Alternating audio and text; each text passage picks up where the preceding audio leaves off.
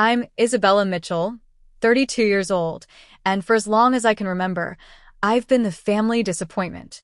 Despite my college degree, successful career, and stable life, nothing was ever good enough for my father. But everything changed the day of my grandmother's will reading. As my father smiled cruelly and publicly declared I'd get nothing, the family lawyer cleared his throat. His next words would change everything. Before I continue this story, let me know where you're watching from in the comments, hit that like button, and subscribe to hear how my father's smirk vanished when the lawyer said, "Actually." Growing up as the daughter of Robert Mitchell was like living under constant evaluation. My earliest memories are filled with his stern disapproval, his cold blue eyes assessing my every move and finding me wanting.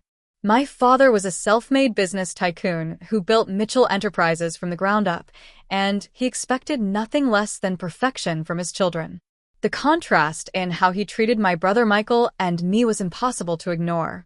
Michael, for years my senior, could do no wrong in our father's eyes. When Michael brought home AB on his report card, Dad would take him for ice cream to celebrate trying hard. When I brought home straight A's, Dad would flip through the report card with a disinterested grunt and ask why I hadn't joined more extracurricular activities. "Colleges don't just want smart kids, Isabella," he'd say. "They want well-rounded leaders." Michael understands that. Mom was my buffer, my protector. Claire Mitchell had a gentle soul and a backbone of steel when it came to defending me. She'd counter Dad's criticism with praise for my achievements, insisting he acknowledge my efforts. Those moments were rare islands of validation in an ocean of disapproval. But then cancer took her when I was 11. The disease moved swiftly, transforming my vibrant mother into a shadow within months. Her final words to me were a whispered, "Stay true to yourself, Bella. Your heart is your compass." Dad remarried within 2 years. Victoria was everything my mother wasn't: calculated, status-conscious, and completely aligned with my father's worldview. She had no interest in being a mother figure, viewing Michael and me as accessories to her new life as Mrs. Mitchell. But while she tolerated Michael's presence, even occasionally showing something resembling affection, she made no secret of finding me irritating. "Robert," she'd say, not bothering to lower her voice, "couldn't Isabella find some activity outside the house? Her constant reading is depressing." I retreated into academics, thinking achievement might finally win my father's approval. National Merit Scholar, valedictorian, full scholarship to Cornell. Each accomplishment was met with the same response: "That's expected of a Mitchell." The final rupture came when I chose my career path. After graduating with honors in business and economics, I shocked everyone by accepting a position at a nonprofit focused on microfinance for women entrepreneurs in underserved communities. Dad was livid. "I built contacts for years to get you into Goldman Sachs, and you throw it away for some bleeding heart charity work? This is why you'll never amount to anything." His words cut deep, but I stood firm. The work fulfilled me in ways I knew a corporate position never would. I was helping women like my grandmother Eleanor had once been determined, talented, but lacking opportunity.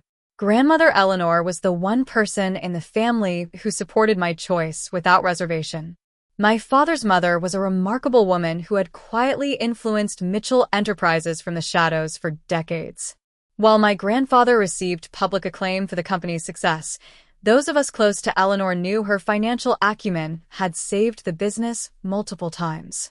"Your father forgets where he came from," she told me during one of our monthly lunches. "Before Mitchell Enterprises became successful, we were just scraping by. I worked 3 jobs while your grandfather built his dream. Robert was born into privilege, but he wasn't made from it." Eleanor became my confidant, my mentor. When the rest of the family stopped including me in gatherings after I refused to come to my senses and join the real business world, as my father put it, Eleanor maintained our relationship. She visited me in my modest apartment, proudly wearing the scarf I bought her from my first paycheck, ignoring Victoria's comments about shopping at discount stores. So when the call came that Eleanor had passed peacefully in her sleep at 86, the grief hit me like a physical blow. I hadn't just lost a grandmother. I'd lost my last real connection to the Mitchell family. A formal email from the family attorney arrived 3 days later, requesting my presence at the reading of Eleanor Mitchell's last will and testament. I nearly deleted it, assuming my inclusion was a courtesy, nothing more. But a handwritten note had been enclosed with the formal letter, Eleanor's distinctive script simply saying, "Be there, Isabella. Trust me." Those 4 words sent my anxiety spiraling. I hadn't seen my father, Victoria, or Michael in nearly 2 years. The thought of their collective judgment, their dismissal, made my stomach churn. But I'd never broken a promise to my grandmother. I wouldn't start now. As I packed my bag for the trip to the family estate, childhood memories flooded back, particularly the public humiliations. Like my 10th birthday party, when Dad announced to my friends' parents that while I was book smart, I lacked the Mitchell business instinct that Michael had inherited. Or my high school graduation, when he loudly told relatives that my scholarship was a fortunate thing, since her chosen field won't pay for the education. Each memory strengthened my resolve. I would go to the will reading, hold my head high, and honor the woman who had always believed in me. I just had to survive one day with a family that had decided I wasn't enough. The Mitchell estate looked exactly as I remembered, imposing Georgian architecture, meticulously maintained gardens, and the overwhelming sense that I didn't belong. As my rideshare pulled up the circular driveway, I spotted several luxury vehicles already parked. My simple navy dress and single piece of luggage felt inadequate against the backdrop of such obvious wealth. Henderson, the family butler who had served the Mitchells since before I was born, opened the door before I could knock. "Miss Isabella," he said, his formal tone softened by the genuine warmth in his eyes. "It's wonderful to see you again." "Thank you, Henderson," I replied, stepping into the marble foyer that had featured in so many of my childhood memories. "Is everyone already here?" "Yes, miss." "They're gathered in the main sitting room. Your usual room has been prepared upstairs." My usual room. The words stirred something in me, a reminder that once, this place had been home. The sitting room fell silent as I entered. Aunt Patricia, Uncle George, and their children were huddled near the fireplace. Cousins from my grandfather's side occupied the window seats. And there, in the center of the room like monarchs holding court, sat my father, Victoria, and Michael. Dad looked older than I remembered. His once dark hair was now completely silver, and new lines framed his eyes and mouth. But his expression, that mixture of disappointment and dismissal, hadn't changed at all. "Isabella," he said, my name sounding foreign on his lips. "You're late." I checked my watch. The email said 3 o'clock. It's 2:55. "We expected family to arrive early to pay proper respects," Victoria interjected, her blonde hair pulled into a severe chignon that matched her rigid posture. Before I could respond, Michael approached with the false enthusiasm he reserved for business associates and waitstaff. "Bella," he said, using the nickname he knew I hated. "It's been too long." He air-kissed near my cheek, careful not to make actual contact. You look like you're doing fine." The backhanded compliment was so typically Michael that I almost laughed. At 36, my brother had grown to be our father's mirror image, successful, arrogant, and completely self-assured of his place in the world. "Dinner will be served at 6, Victoria announced to the room. "The reading is scheduled for tomorrow morning at 9. Lawrence suggested we all get a good night's rest before dealing with formalities." Lawrence Chambers had been the Mitchell family attorney for over 30 years. If he had suggested delay, there must be complexities to the will that required clear heads. The dinner that evening was an exercise in restraint. I sat between Cousin Amelia, who spent the entire meal describing her recent cosmetic procedures, and Uncle George, who kept asking when I was going to find a nice man and settle down properly. Each time I tried to steer conversation toward memories of grandmother, Victoria would interrupt with some detail about the memorial service I had attended, but apparently not appreciated correctly. "The lilies Eleanor always loved were flown in from Holland," she said pointedly. So many people commented on the elegant arrangements. "Grandmother preferred wildflowers," I replied before I could stop myself. She told me once that formal arrangements reminded her of funerals. A hush fell over the table. My father's jaw tightened. Well, he finally said, as usual, Isabella believes she knows better than everyone else. Some things never change. The familiar shame washed over me, but alongside it was something new: anger. Eleanor wouldn't have wanted her dinner table to be a battleground of passive-aggressive sniping. She deserved better from all of us. "Excuse me," I said, placing my napkin beside my barely touched salmon. "I think I'll turn in early." As I climbed the grand staircase, I noticed Aunt Patricia's daughter Lily watching me with curious eyes. We had been close as children before family politics pulled us apart. She offered a small, secret smile before Victoria called her attention back to the table. That tiny gesture of kindness strengthened me. Not everyone in this family was against me. Some, like Lily, were simply caught in the crossfire of old grievances.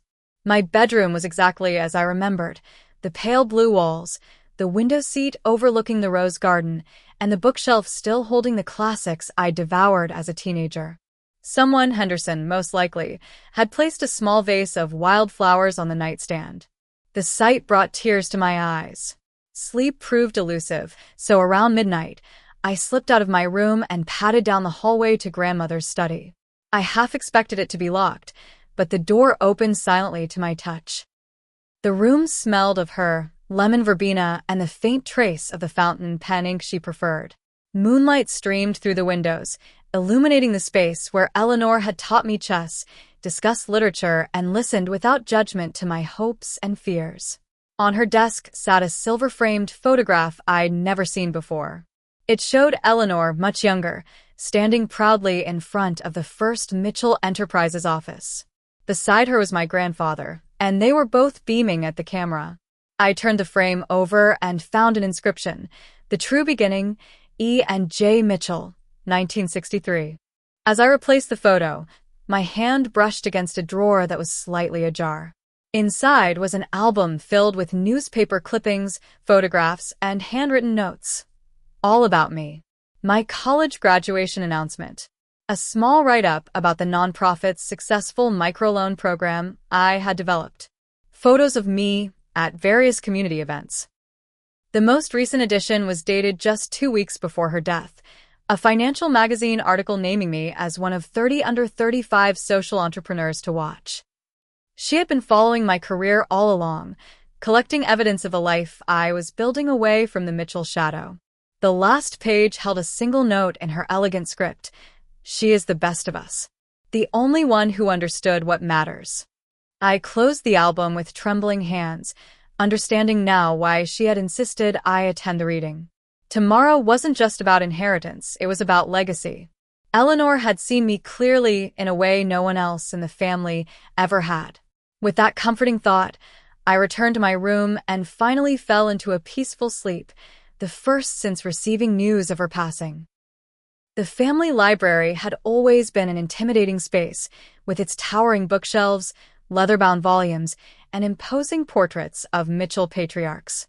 Now, with the morning sunlight filtering through the leaded glass windows, it felt like a courtroom awaiting judgment. Lawrence Chambers had arranged chairs in a semicircle facing the massive oak desk that had once belonged to my great-grandfather. At precisely 9 o'clock, he entered carrying a leather portfolio, his expression professionally neutral, but his eyes sharp and observant. "Good morning," he said, his voice carrying the gravitas of his 40 years in law. "Thank you all for being punctual." Eleanor was always appreciative of those who valued time appropriately. My father shifted impatiently in his seat. "Let's proceed, Lawrence. We all have commitments that require attention." The lawyer nodded, unruffled by my father's tone. "Of course, Robert." Before I begin, I must note that Eleanor was extremely specific about how this meeting should proceed. I'll be following her instructions to the letter. He opened the portfolio and withdrew several documents. Eleanor Jane Mitchell's last will and testament is straightforward in many respects. I'll address the standard bequests first, then move to the more substantial matters. What followed was a methodical distribution of personal items and modest financial gifts. Aunt Patricia received grandmother's pearl collection. Uncle George was given the vacation cabin in Vermont he had always admired. Cousins received various artworks, pieces of jewelry, and small cash gifts. Throughout this process, my father's expression grew increasingly smug. He leaned toward Victoria, whispering something that made her smile coldly in my direction. Michael maintained a practiced look of solemn respect, though I caught the excited gleam in his eyes when Lawrence mentioned Eleanor's significant art collection. Finally, Lawrence cleared his throat. Now, to the primary estate. Eleanor Mitchell's financial holdings, her controlling shares in Mitchell Enterprises, and the family estate itself. The room tensed. This was what everyone had been waiting for. To my son, Robert Mitchell, Lawrence read, I leave my gratitude for continuing the family business with such determination and drive. A puzzled expression crossed my father's face. Gratitude wasn't a tangible bequest. To my grandson, Michael Mitchell, Lawrence continued, I leave my collection of first edition business texts and my hope that he will discover the true meaning of wealth. Michael's confident smile faltered. Before Lawrence could continue, my father stood up abruptly. This is absurd.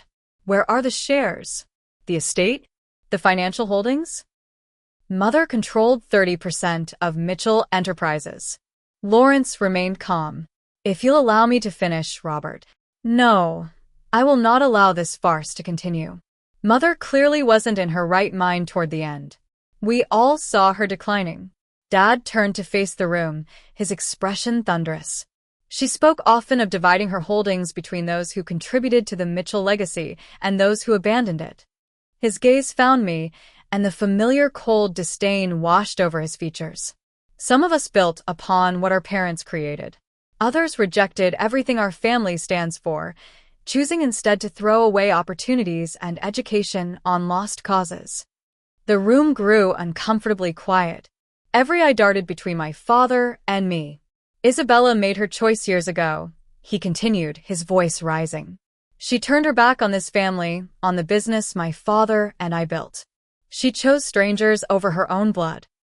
I sat perfectly still, my hands clasped so tightly in my lap that my knuckles turned white. This public dressing down was nothing new, but it still had the power to wound. Well, choices have consequences, my father declared. Michael has proven himself worthy of the Mitchell name. He will receive what he deserves. As for Isabella, he smiled cruelly. You get nothing. Not one share, not $1. Mother finally saw reason before the end. The room's silence was absolute. Victoria's satisfied smirk, Michael's embarrassed but pleased expression, the mixture of pity and schadenfreude on my relatives' faces, it all blurred as I fought to maintain my composure. I wouldn't give him the satisfaction of seeing me break. Grandmother had wanted me here for a reason, and I would honor her by keeping my dignity intact. Are you finished, Robert? Lawrence asked quietly. Completely finished, my father replied, straightening his designer tie. Just like Isabella's connection to this family. Lawrence Chambers looked at me briefly, something like apology in his eyes, before he cleared his throat and said a single word that would change everything. Actually, Lawrence continued, reaching into his portfolio and withdrawing a sealed envelope, I have not yet addressed the disposition of Eleanor Mitchell's primary assets. My father's triumphant expression faltered. What are you talking about? Get to the point, Lawrence. The point, Robert, is that your mother executed a separate legal document 6 months ago. This document, which I personally witnessed along with 2 other attorneys from my firm, details her wishes regarding her controlling interest in Mitchell Enterprises, her personal financial holdings, and this estate. The room grew tense as Lawrence broke the seal on the envelope and removed several papers. I, Eleanor Jane Mitchell, being of sound mind and body, he read, hereby designate my granddaughter, Isabella Claire Mitchell, as the primary beneficiary of my estate. A collective gasp filled the room. My ears buzzed, certain I had misheard. This can't be legal, my father sputtered, his face flushing deep red. Mother would never. If I may continue, Lawrence interrupted firmly. Eleanor left a letter explaining her decision, which she instructed me to read aloud at this meeting. He unfolded a piece of stationery bearing my grandmother's personal letterhead. "My dear family," Lawrence read, Eleanor's voice seeming to fill the room through her written words. "If you are hearing this, then I have moved on to whatever adventure awaits us next. Do not mourn me too deeply. I have lived a full life, rich with experiences both challenging and joyful. My decision to leave the bulk of my estate to Isabella may come as a surprise to some of you. It shouldn't. While most of you saw only what you wanted to see in me, the family matriarch, the silent partner, the grandmother who distributed cookies and gifts on appropriate occasions, Isabella saw me as a complete person with dreams, regrets, and wisdom earned through difficult choices. Isabella possesses something rare in our family: perspective beyond profit, compassion beyond convenience. She has chosen a path that honors the true origin of Mitchell Enterprises, which began not as a quest for wealth, but as a means to create opportunity for those without advantage. Robert, my son, you have built Mitchell Enterprises into a powerful corporation, but you have forgotten its heart. Your father and I started this company to provide jobs in a community devastated by factory closures. Profit was never our primary goal. It was people. Isabella understands this fundamental truth in a way you and Michael have forgotten. To be absolutely clear, Isabella will receive my 30% ownership stake in Mitchell Enterprises, all my personal financial holdings, and the family estate. She has complete discretion regarding these assets, though I have left recommendations that I trust she will consider. I have not made this decision lightly or in haste. For the past 5 years, I have quietly observed this family's dynamics. I have seen the cruelty disguised as motivation. I have witnessed the dismissal of Isabella's significant achievements because they didn't align with a narrow definition of success. Robert and Michael, your treatment of Isabella has been shameful. Victoria, your encouragement of this behavior has not gone unnoticed. I have given you numerous opportunities to correct your course, but you have persisted in your blindness. Isabella, my darling girl, do not allow anyone to make you feel unworthy of this inheritance. You have earned it through your integrity, your compassion, and your unwavering commitment to your principles. Use these resources wisely, as I know you will. To the rest of the family, the choice is yours. Support Isabella, and you'll find her generous and forgiving. Continue to follow Robert's lead in ostracizing her, and you choose to remove yourself from the benefits of her kindness.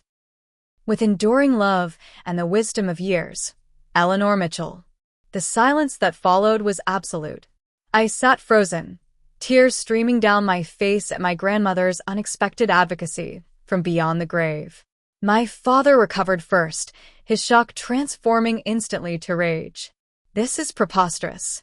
She was manipulated. Isabella played on mother's sentimentality, her age. This will never stand up in court. Lawrence remained unperturbed. I anticipated your reaction, Robert. That's why Eleanor insisted on extensive documentation of her mental acuity. She underwent comprehensive cognitive assessment by 3 independent specialists before executing these documents. Their certifications are included in this package. Additionally, our meetings were recorded with her permission, clearly demonstrating her decisiveness and reasoning. Victoria stood now, her perfect composure cracking. There must be conditions, restrictions on how these assets can be used. Isabella has no business experience, no understanding of what's required. On the contrary, Lawrence replied, Eleanor was most impressed by Isabella's business acumen. The microfinance program she developed has a 92% success rate, significantly higher than the industry standard. Eleanor reviewed Isabella's business plans personally and found them exemplary. Michael, who had been uncharacteristically silent, finally spoke. This is clearly some kind of joke. My sister abandoned the family business to play poverty savior. She doesn't deserve any of this. Lawrence fixed Michael with a steady gaze. Eleanor anticipated your response as well, Michael. She instructed me to inform you that she has been reviewing the company financials very carefully over the past 3 years. She found certain discrepancies in accounts under your management, discrepancies she chose not to address publicly out of respect for the family name. Michael paled visibly, and my father shot him a questioning look. Additionally, Lawrence continued, retrieving another document. Eleanor discovered certain improprieties in how family trust distributions have been handled.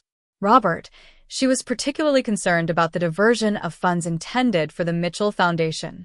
Now it was my father's turn to lose color in his face. I sat amid this unfolding chaos, feelings warring within me. Vindication, yes, but also deep sadness that family relationships had deteriorated to this point.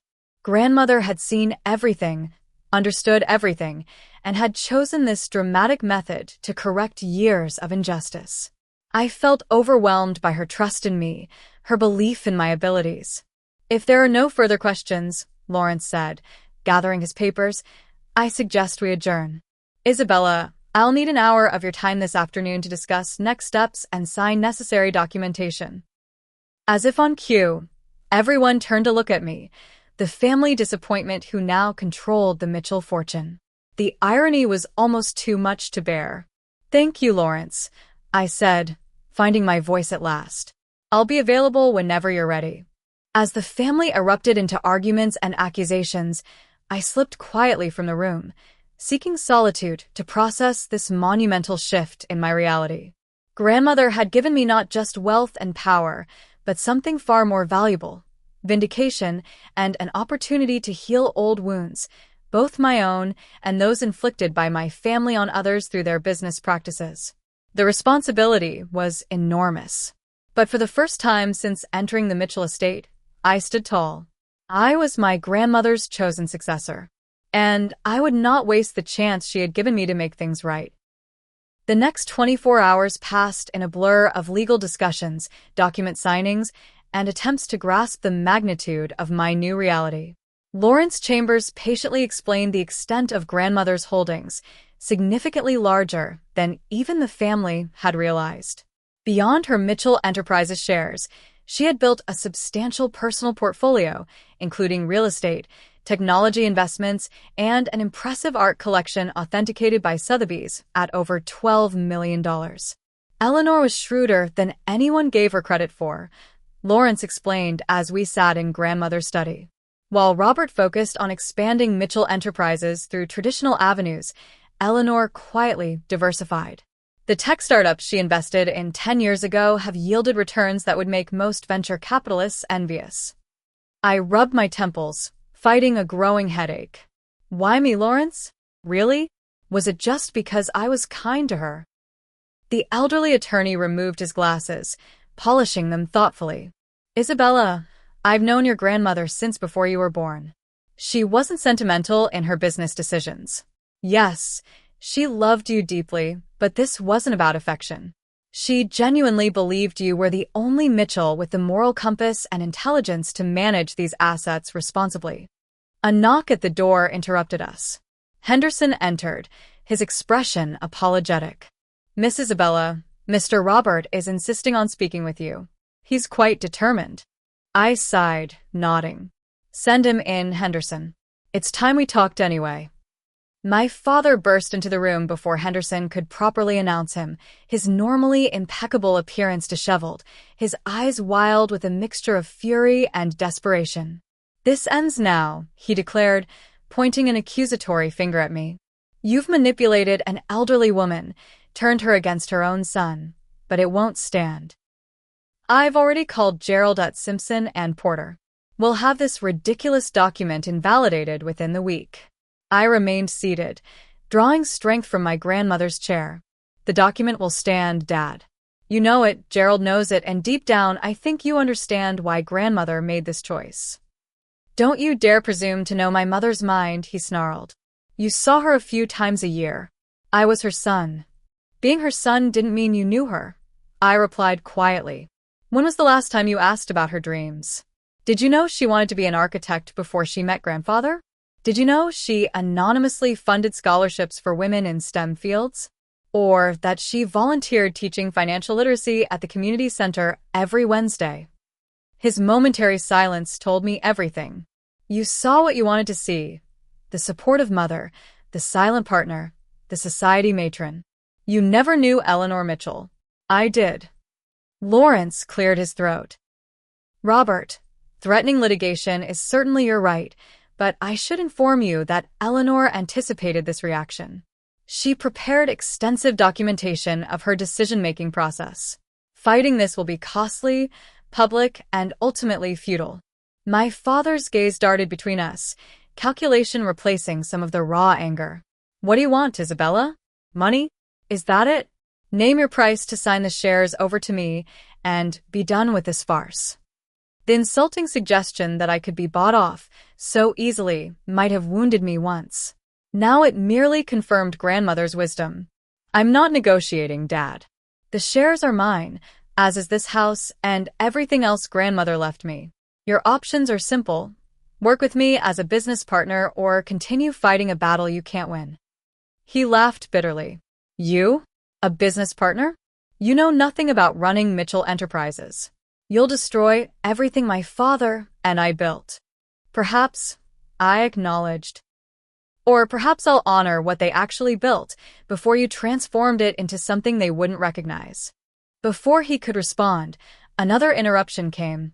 Michael this time, not bothering to knock. Dad, we need to talk. Now. His face was ashen, his usual confidence nowhere to be seen. I'm handling this, Michael. Our father snapped. No, you don't understand. The board called an emergency meeting. Someone sent them information about the Anderson development deal. All of it, including the environmental report we buried and the zoning commissioner we paid off. The blood drained from my father's face. What? How could they possibly? Ms. Mitchell, Lawrence interjected. Perhaps this would be a good time for that break we discussed. I need to consult my notes on the foundation structure. Understanding his intent to give me space from this family revelation, I nodded and excused myself. As I closed the door, I heard my father's furious whisper. Fix this, Michael. Whatever it costs. The next few days brought a steady stream of revelations about Mitchell Enterprises' business practices. Anonymous tips to regulatory agencies triggered investigations. Financial journalists received documents detailing questionable accounting. The company's stock plummeted as investors grew nervous. I received an urgent call from Lawrence on the third day. Isabella, the board is requesting your presence. As the largest individual shareholder, they feel you should be involved in crisis management discussions. Entering the Mitchell Enterprises boardroom felt surreal. The last time I'd been there was for a school project in high school, bring your daughter to work day, an experience my father had treated as an annoying obligation rather than an opportunity for connection. The board members, mostly older men who had been my father's allies for decades, eyed me with mixtures of suspicion, curiosity, and, surprisingly, hope. Clarence Wilson, the board chairman, addressed me directly. Ms. Mitchell, we find ourselves in an unprecedented situation. Serious allegations have been made about certain company practices. Your father and brother have been less than forthcoming with explanations. That's outrageous, my father interrupted from the far end of the table, where he sat with Michael. Both had clearly been positioned away from their usual seats of power. We've explained that these are baseless accusations from competitors trying to damage our stock price. Clarence continued as if my father hadn't spoken. As the largest individual shareholder and Eleanor Mitchell's chosen successor, we're interested in your perspective on these matters. All eyes turned to me. This was the moment grandmother had prepared me for, though I hadn't realized it until now.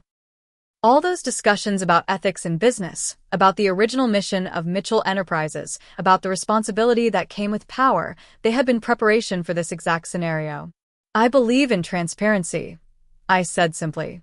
If Mitchell Enterprises has nothing to hide, then a full, independent audit should clear the company's name. If there have been improprieties, I want them identified and corrected. My father slammed his hand on the table. This is absurd. You would open our books to outsiders? Air our business to the world. The truth doesn't fear examination, Dad. The board meeting ended with a vote, 7-2 in favor of my proposal for an independent audit and ethics review. My father and Michael's objections were noted, but overruled. As the room cleared, my brother approached, his expression a complex mixture of anger and something that might have been respect.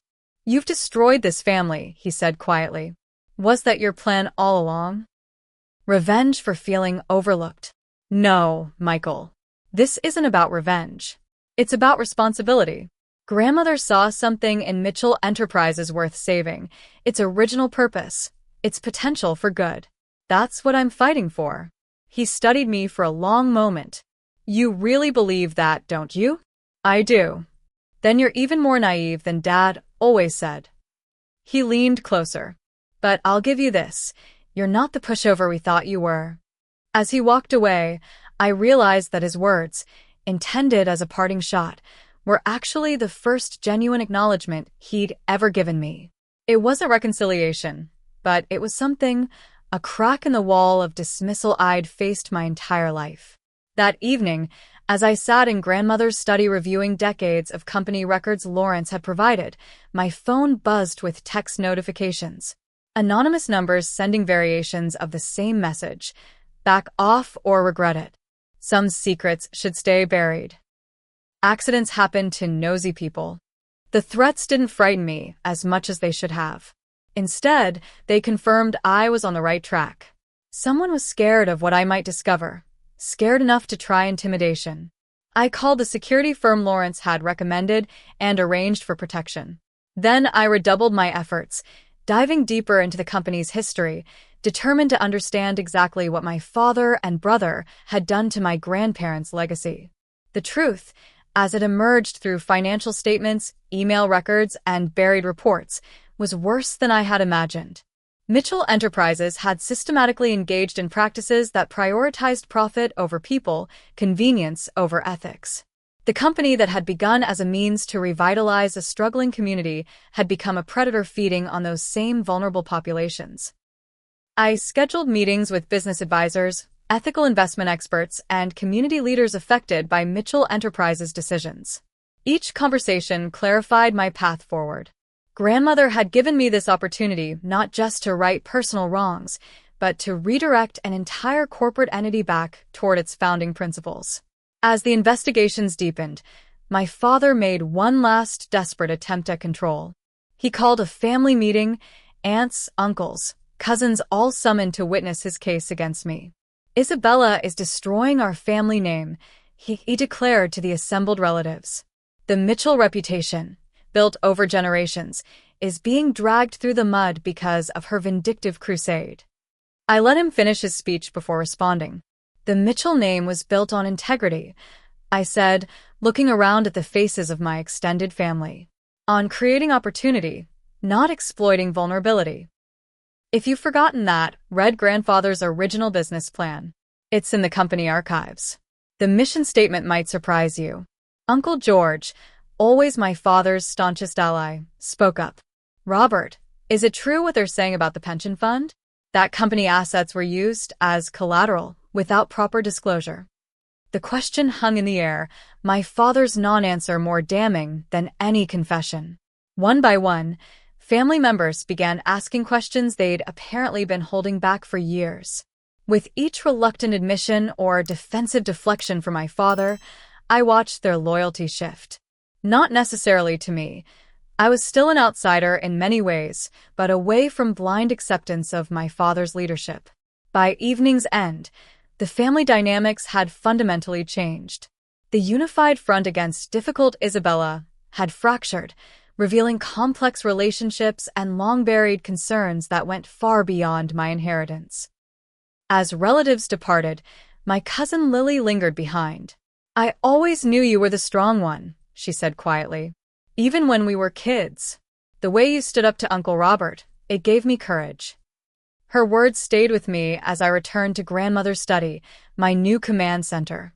On the desk lay the latest financial analysis, the initial audit findings, and a growing stack of correspondence from employees, customers, and community members affected by Mitchell Enterprises practices.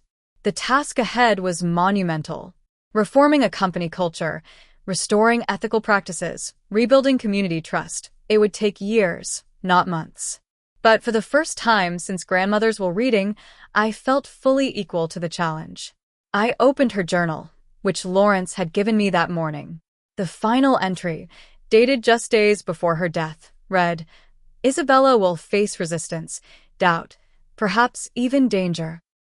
But she has something Robert and Michael never understood: the courage to stand alone when principles require it.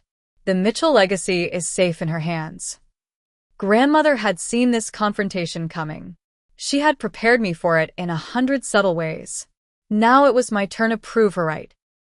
The Mitchell Enterprises headquarters buzzed with uncertain energy as I walked through the main entrance. Employees whispered behind cupped hands, their eyes following my progress across the marble lobby.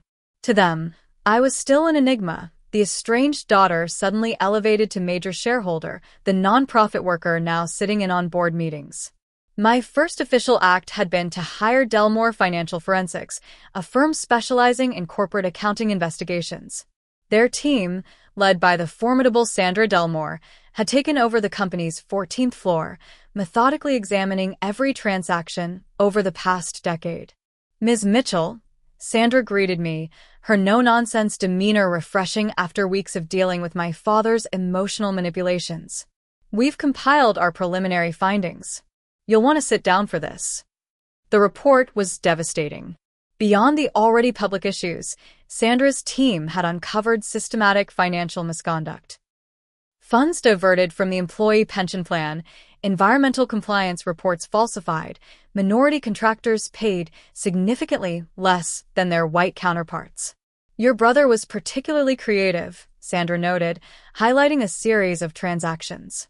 "He created shell companies to receive consulting fees that were actually just transfers to his personal accounts." I rubbed my temples, fighting a growing headache.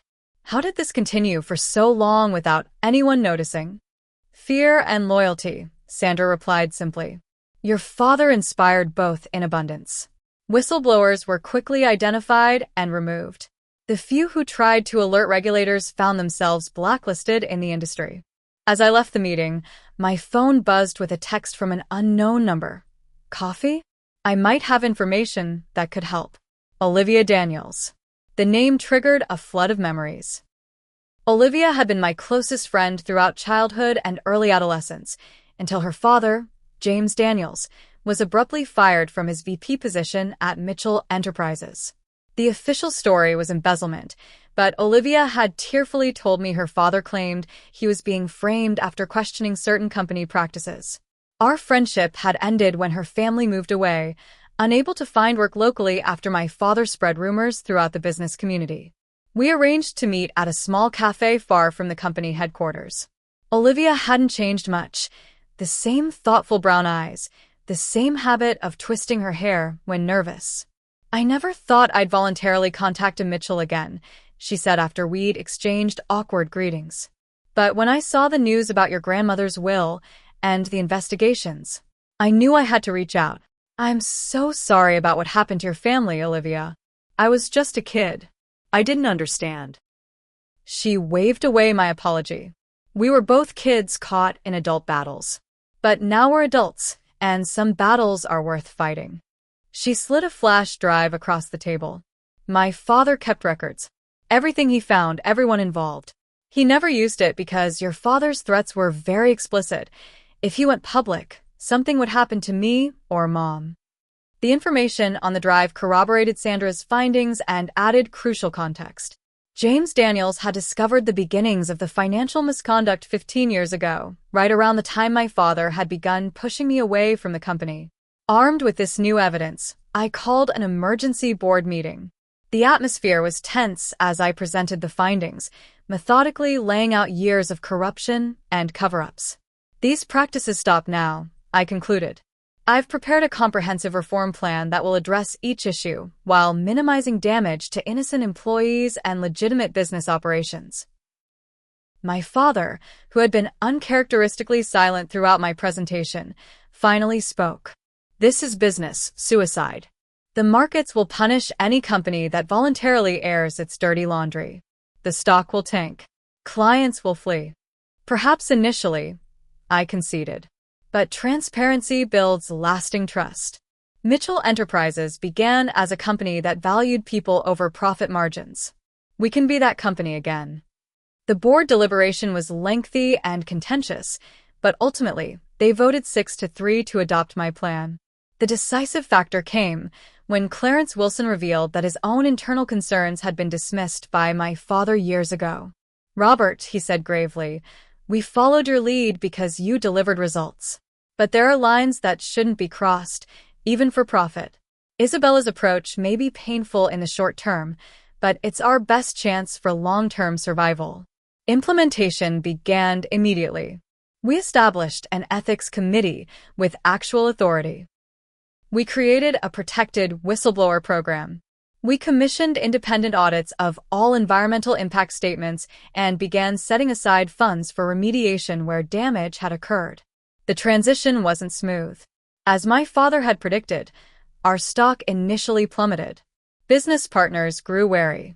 Media coverage was relentless, with financial analysts predicting doom for the embattled Mitchell Enterprises. In the midst of this corporate upheaval, an unexpected message arrived from Catherine Wright, a legendary business turnaround specialist known for rescuing companies from ethical and financial crises. "Your grandmother was a friend," Catherine explained when we met. "She asked me years ago to keep an eye on you, to be available if you ever needed guidance. From what I'm seeing in the business press, that time might be now." Catherine became my mentor, helping me navigate the treacherous waters of corporate reform while maintaining business viability. Her guidance was pragmatic but principled, exactly what I needed to counter my father and brother's continued sabotage attempts. "They're counting on you to fail," Catherine observed after Michael orchestrated a walkout of several key sales executives. "Every mistake validates their narrative that you're destroying the company. So don't make mistakes." Easier said than done, but Catherine's steady presence helped me weather each crisis. When important clients threatened to leave, she helped me prepare presentations that ultimately convinced many to stay. When employees were nervous about changes, she suggested town hall meetings where I could address concerns directly. Gradually, the company culture began to shift. Employees who had remained silent out of fear started coming forward with innovative ideas for ethical business development. New talent, attracted by our commitment to reform, brought fresh perspectives. 6 months into the transformation, we received unexpected validation. Ethical Enterprise magazine named Mitchell Enterprises Most Improved Corporate Citizen, highlighting our transparency about past mistakes and commitment to substantive change. The recognition brought positive media attention, stabilizing our stock price and reassuring nervous investors. More importantly, it energized our workforce, many of whom had been quietly ashamed of company practices they felt powerless to change. Throughout this period, I maintained minimal personal contact with my father and brother. Their attempts to undermine me continued, but grew less effective as the company's ethical transformation gained momentum and credibility. Victoria filed for divorce from my father, quietly negotiating a settlement that suggested she knew more about his business practices than she had admitted. Michael, facing potential criminal charges for financial fraud, agreed to a plea deal that included his resignation from the company. My personal life, which had taken a backseat to the corporate crisis, unexpectedly blossomed when I reconnected with Nathan Alvarez, an attorney who had worked with my nonprofit on microloan contracts. His unwavering support and outside perspective kept me grounded amid the chaos of corporate reformation. "You're not just fixing a company," he reminded me one evening as we walked through the garden my grandmother had lovingly tended. "You're healing a legacy. That's worth the struggle." 9 months after the will reading, I called a company-wide meeting. Standing on the same stage where my father had once presented his aggressive growth strategies, I unveiled a new mission statement for Mitchell Enterprises, one that explicitly honored the company's original purpose while acknowledging our responsibility to multiple stakeholders: employees, communities, and the environment, not just shareholders. Mitchell Enterprises began as a company dedicated to creating opportunity, I told the assembled employees. Somewhere along the way, we lost that vision. Today, we reclaim it. The applause was tentative at first, then grew stronger. As I looked out at the faces, some skeptical, many hopeful, I realized that grandmother had given me something far more valuable than wealth or power. She had given me purpose. Later that week, as I cleared the last of my father's personal items from the CEO office I now occupied, I found a photograph I'd never seen before. It showed my grandfather, grandmother, and my father as a young man, standing proudly in front of the original Mitchell Enterprises building. They looked happy, united in purpose. I placed the photo on my new desk, a reminder of what the company had been and could be again. The Mitchell legacy wasn't defined by profit margins or market share, but by impact on people's lives. In reclaiming that truth, I had finally found my place in the family story. That evening, as I left the office, I received an unexpected text from my father. "Your grandfather would have understood what you're doing." Perhaps I never did. It wasn't an apology or a reconciliation. Those might never come. But it was an acknowledgement, and for now, that was enough. 2 years after the reading of my grandmother's will, Mitchell Enterprises had undergone a remarkable transformation. The company that had once prioritized profit at any cost was now regularly cited as a case study in ethical business practices. Our stock, after an initial decline, had not only recovered but surpassed previous highs as investors recognized the long-term value of sustainable, responsible operations. The journey hadn't been easy.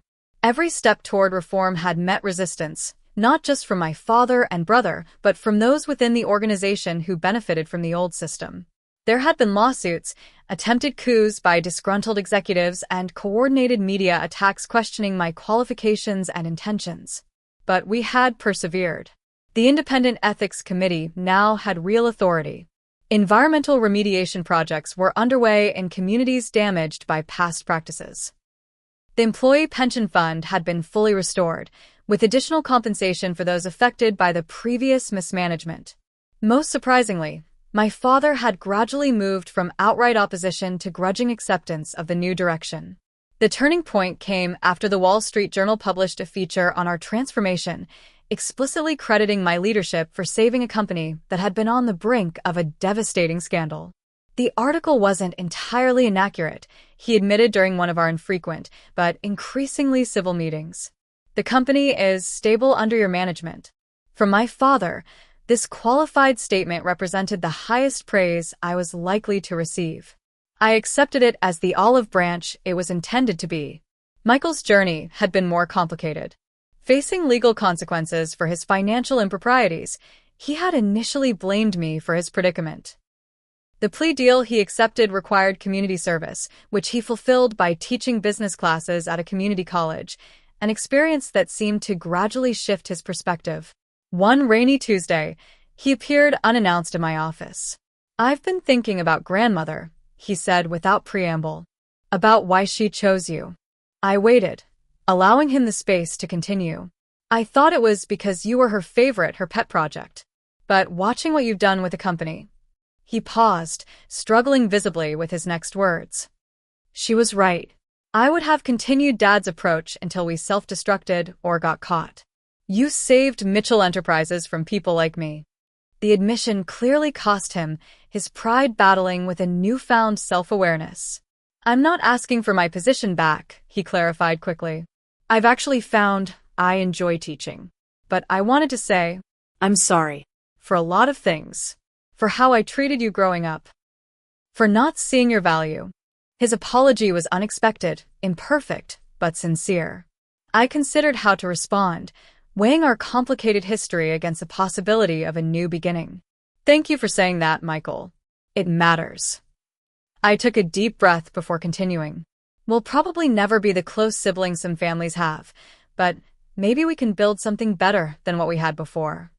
He nodded, relief evident in his expression. "I'd like to try."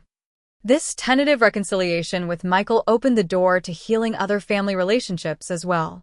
Cousins who had followed my father's lead in ostracizing me now reached out, often awkwardly, but with genuine intent. Family gatherings, while still sometimes tense, no longer felt like navigating a minefield. The most significant personal change came through my work with the Eleanor Mitchell Foundation, which I established to honor my grandmother's values. The foundation focused on providing business education and microloans to women entrepreneurs from disadvantaged backgrounds, continuing the work I had been doing before inheriting the Mitchell fortune, but on a much larger scale.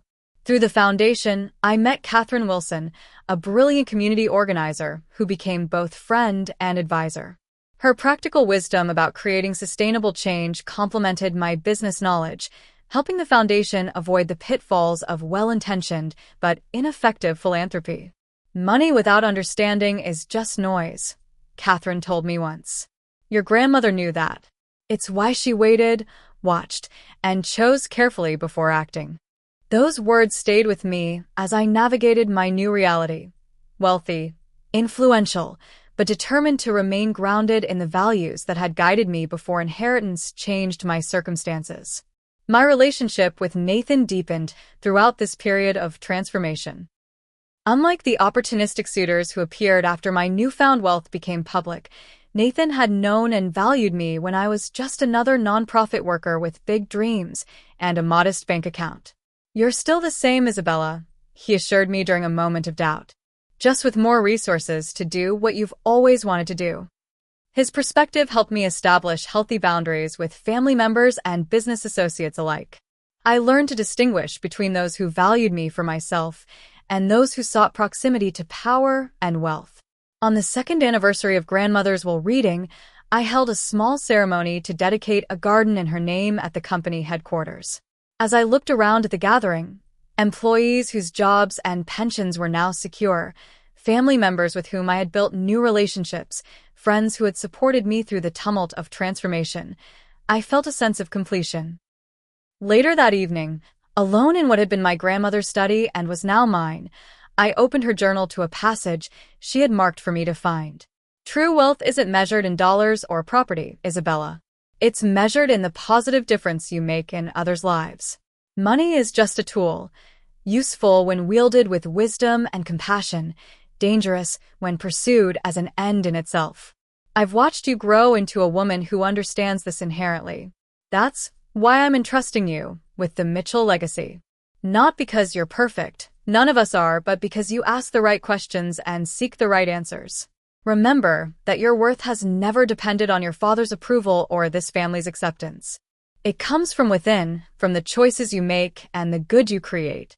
Her words brought tears to my eyes, not of sadness, but of gratitude.